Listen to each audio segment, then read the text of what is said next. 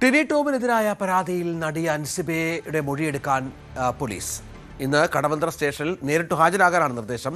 ടിനി ടോം തന്നെ മതതീവ്രവാദിയായി ചിത്രീകരിക്കാൻ ശ്രമിച്ചുവെന്നായിരുന്നു അൻസിബയുടെ പരാതി.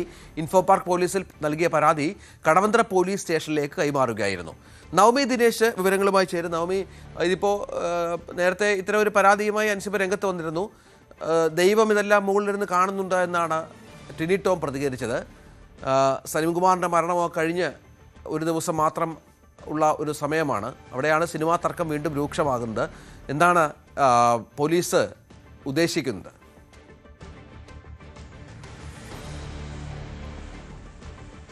രഞ്ജിത്ത്, 1-ാം തീയതിയായിരുന്നു അൻസിബ ഇൻഫോ പാർക്ക് പോലീസിന് ടിനി ടോമിനെതിരെ പരാതി നൽകിയത്. ആ പരാതിയിൽ പറയുന്നത് ടിനി ടോം തന്നെ സമൂഹ മാധ്യമങ്ങളിലും അതോടൊപ്പം തന്നെ പലയിടങ്ങളിലും വെച്ചും തന്നെ മോശമായി ചിത്രീകരിക്കുന്നു, തനിക്കെതിരെ മോശം പരാമർശങ്ങൾ നടത്തുന്നു, തന്നെ വർഗീയവാദിയായി ചിത്രീകരിക്കുവാനും ടിനി ടോം പലയിടങ്ങളിലും ശ്രമിച്ചു, തന്റെ സുഹൃത്തുക്കളോടടക്കം ഇത് ടിനി ടോം പറഞ്ഞിരുന്നു എന്നാണ് അൻസിബയുടെ പരാതിയിൽ പറയുന്നത്.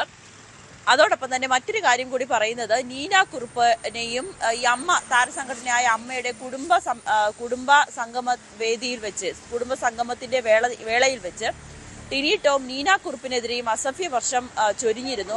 അതും ഒക്കെ ഈ പരാതിയിൽ പറയുന്നുണ്ട്. അങ്ങനെ ടിനി ടോമിൽ നിന്നും പലർക്കും വളരെ മോശം അനുഭവം ഉണ്ടായി എന്നാണ് അൻസിബ ഇൻഫോ പാർക്ക് പോലീസിന് നൽകിയ പരാതിയിൽ പറയുന്നത്. പക്ഷെ ഈ പരാതി കടവന്ത്ര പോലീസിനാണ് കൈമാറിയത്. കാരണം ഈ പറയുന്നത് ഈ അമ്മയുടെ കുടുംബസംഗമം നടന്നത് കടവന്ത്രയിലെ ഇൻഡോർ സ്റ്റേഡിയത്തിലാണ്. അപ്പോൾ ഈ സംഭവം നടന്നത് കടവന്ത്ര സ്റ്റേഷൻ പരിധിയിലായതിനാലാണ് കടവന്ത്ര പോലീസിന് ഈ പരാതി നൽകിയിരിക്കുന്നത്. ഇന്ന് രാവിലെ 10 മണിക്ക് അൻസിബയുടെ മൊഴിയെടുക്കുമെന്നാണ് അറിയാൻ സാധിക്കുന്നത്.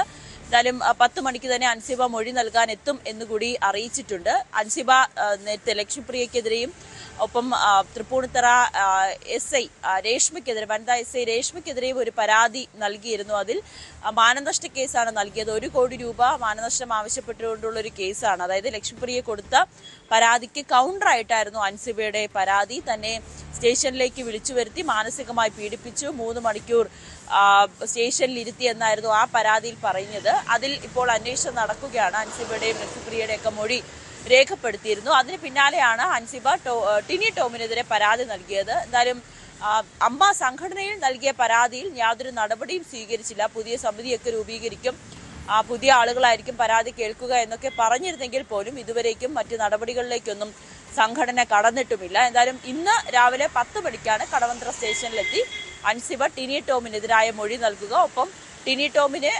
എതിരായിട്ടുള്ള തെളിവുകളും തന്റെ പക്കലുണ്ട്, അതും നൽകുമെന്നാണ് അൻസിബ വ്യക്തമാക്കുന്നത്. നവമി ദിനേശ് വിവരങ്ങൾ പങ്കുവച്ചു. കൂടുതൽ വാർത്തകൾക്ക് News 18 Keralam YouTube channel subscribe ചെയ്യുക.